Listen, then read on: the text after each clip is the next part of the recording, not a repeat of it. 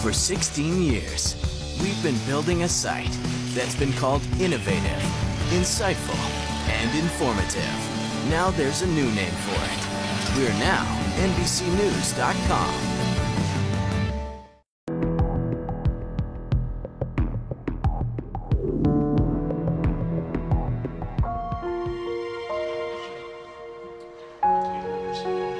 It was, everybody said, a measure of Mickey Costanzo's sunny personality, her sweet goodness, that they had to rent Wendover's 1,000-seat concert hall to make room for her funeral.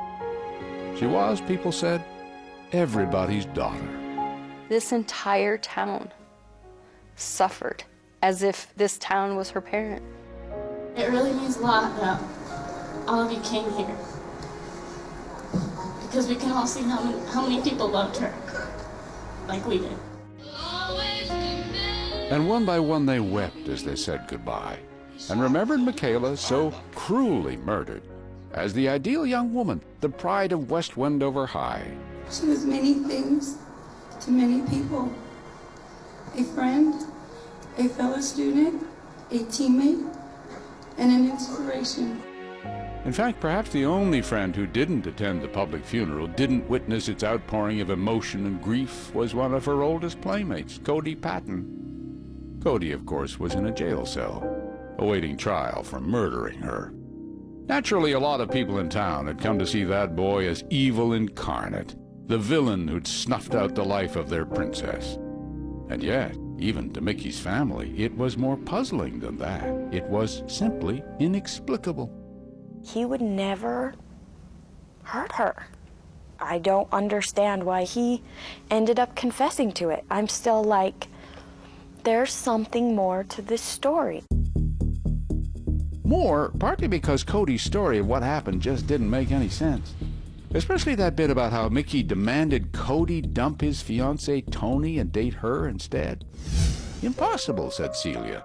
Mickey had her own steady boyfriend, and out of respect for Toni, had been going out of her way to avoid getting anywhere near Cody. Michaela never liked confrontation. She did not like drama. She hated drama. If it was going to cause an issue, she would stay away. Anyway, everybody knew about Cody and Toni's engagement, saw them flash their engagement rings. He, the 6'6", soon-to-be Marine, she, the wee slip of a thing who made it her business to tame his temper and set him on the road to righteousness. She even persuaded him to convert to the Mormon Church.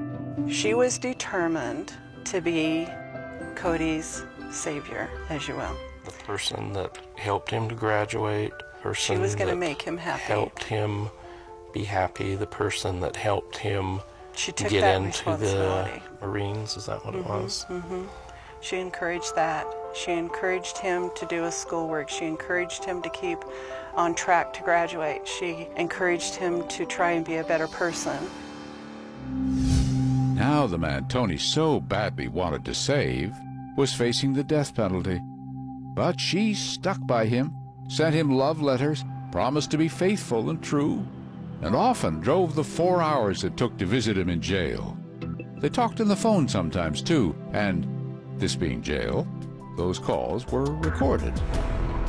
Not see you every day and talk to you, like, things and things and everything. And hold you in my arms or anything, it's just hard. Yeah, I know it's hard for me, too. It really is. Toni's parents visited Cody sometimes to provide support, but also to ask a particular question. I said, I don't understand this. Why did you do this? Why did this happen? And he just said, I don't know. I can't tell you anything. I don't know. But by now, Cody's lawyer had told him, stop talking. Tough case. Real tough case. Because the chances of his getting the death penalty were quite high. I think they were very high. It was the identity of the victim. It was the brutality of the killing. It was the poignancy of some of the photographs in the case that would just break your heart. Not to mention Cody's confession, which made mounting a defense all but impossible. I think he really regretted doing that.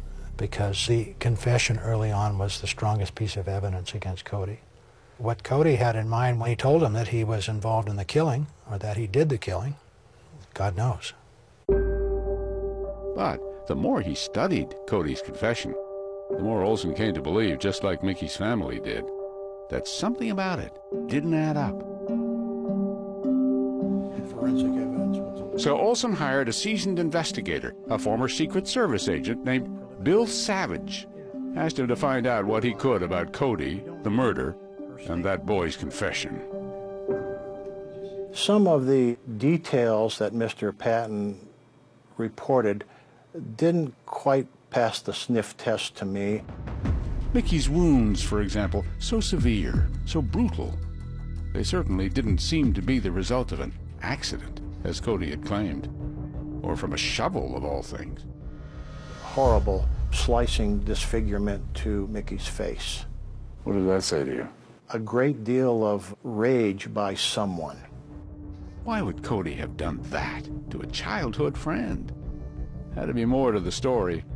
Attorney Olson wondered if Cody's fiancée, Tony Fratto, might provide some insight. Tony had already talked to the police during their routine interviews with people who knew Mickey. I guess just kind of curious, like, where's Mickey? What's going on, you know? Where could she have gone? So Olson spoke to Tony himself. Did she have any idea why he... Absolutely not. No idea. Was she as devastated as other people seem to have been? I would describe her aspect as deadpan. I would describe her as emotionless. How did that strike you? Odd. Very odd. Mickey's sister DJ also remembered how, after the murder, Tony just seemed to shut down. She refused to look at me. Refused. I understand that you're not going to be very social because it's your, significant other doing this, but she wouldn't talk to certain people anymore that she normally would. Who knew what wheels were turning in that young woman's brain? And then, early one spring morning in April, a few weeks after Mickey's murder, Tony Fratto climbed into a car with Cody's father, Kip Patton. She didn't tell her parents. They were out of town. Tony was wearing just her pajamas, brought nothing with her, as if she assumed she'd never be coming back.